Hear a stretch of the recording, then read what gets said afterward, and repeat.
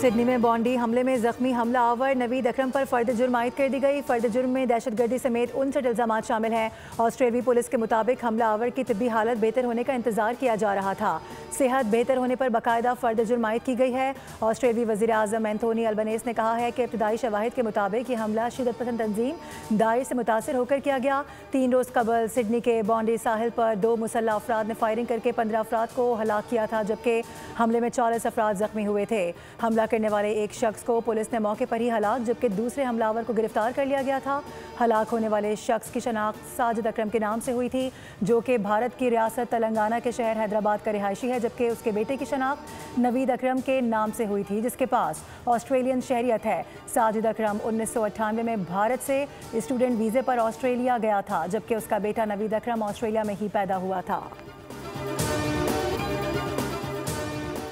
भारतीय मीडिया का पाकिस्तान मुखालिफ प्रोपेगेंडा बेनकाब हो गया। हकाइक सामने आते ही भारतीय प्रोपेगेंडा ज़मीन बोस हो गया। हमलावर भारतीय शहरी निकला।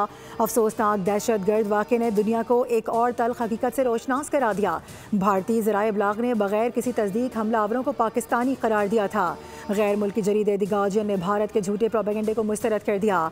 हम नाम बेगुनाह नवीद अकरम ने भी अपने बयान में भारतीय प्रोपेगेंडे का पर्दा चाक किया था।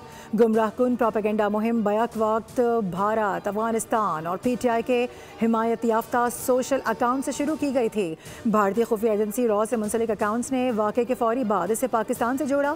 इस अफसोसनाक वाक़े के बाद अफगान और PTI के सोशल मीडिया अकाउंट्स ने भारतीय गुमराहकुन प्रोपेगेंडे को मजीद तूल दिया।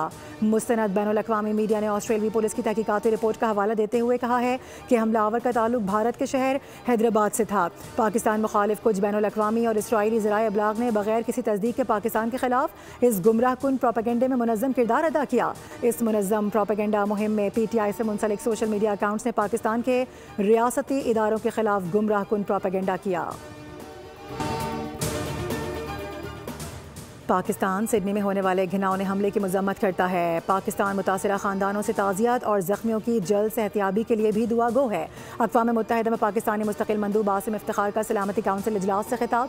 कहा कि फ़लस्तीनी दहाइयों से गैर कानूनी कब्ज़े का सामना कर रहे हैं। पाकिस्तान का मौक़िफ़ है कि मकबूजा फ़लस्तीनी इलाकों पर इसराइली कब्ज़ा ख़त्म होना चाहिए। अफगान तालिबान रजीम की सरपरस्ती में दहशतगर्दी उरूज पर बरतानवी हुकूमत का अफगानिस्तान के लिए ट्रैवल अलर्ट जारी। अफगानिस्तान की सूरत हाल से बरतानवी शहरियों को खबरदार कर दिया गया। बरतानवी हुकूमत ने अपने शहरियों को अफगानिस्तान का सफ़र न करने की हिदायत कर दी। कहा कि अफगान तालिबान रजीम खित्ता नहीं बल्कि आलमी अमन के लिए भी ख़तरा है।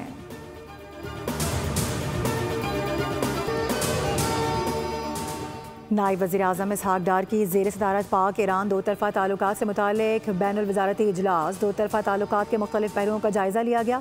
नायब वज़ीर आज़म की ज़ेर सदारत इजलास में पाक ईरान तजारत और सरमायाकारी को फ़रोग़ देने के लिए तजावीज़ पर गौर किया गया। नायब वज़ीर आज़म इसहाक़ डार की जानिब से तरजीही शोबों में ईरान के साथ दो तरफ़ा रवाबित को फ़रोग़ देने के अज़्म का इरादा भी किया गया।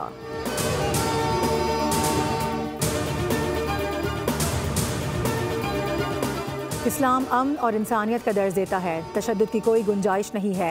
पुरतशद्दुद इंतहा पसंदी सिर्फ एक फ़र्द या मुआशरे नहीं बल्कि पूरी इंसानियत के लिए ख़तरा है। इंतहा पसंदी के खात्मे के लिए रियासत और माशरे के तमाम तबकात को मिलकर किरदार अदा करना होगा।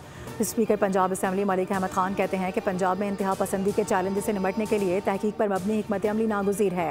मदारिस, नौजवानों और माशरती तबकात की शमूलियत के बगैर इंतहा पसंदी का खात्मा नहीं किया जा सकता। साइबर इंतहा पसंदी और नफरत अंगेज़ मवाद के खिलाफ मौसर इक़दामात ज़रूरी हैं।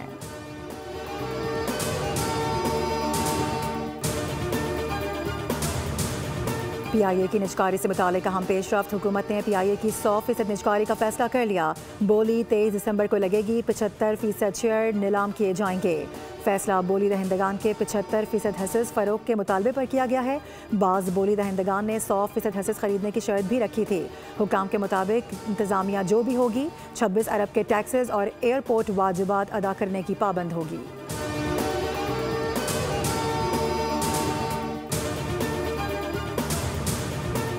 और जाली फिटनेस सर्टिफिकेट इस्तेमाल करने वाली गाड़ियों के खिलाफ एक्शन। महकमा ट्रांसपोर्ट सिंध ने कराची में कार्रवाई का आगाज़ कर दिया। जाली सर्टिफिकेट्स पर गाड़ियों के रूट परमिट्स मनसूख करने की हिदायत। गाड़ियों का रिकॉर्ड लाइव पोर्टल पर अपडेट करने और मुकदमात दर्ज करने का हुक्म भी दे दिया गया।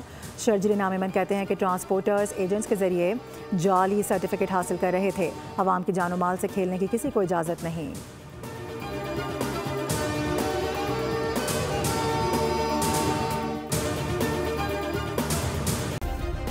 सब्सक्राइब करें और बेल दबाएं ताकि कोई खबर रह न जाए।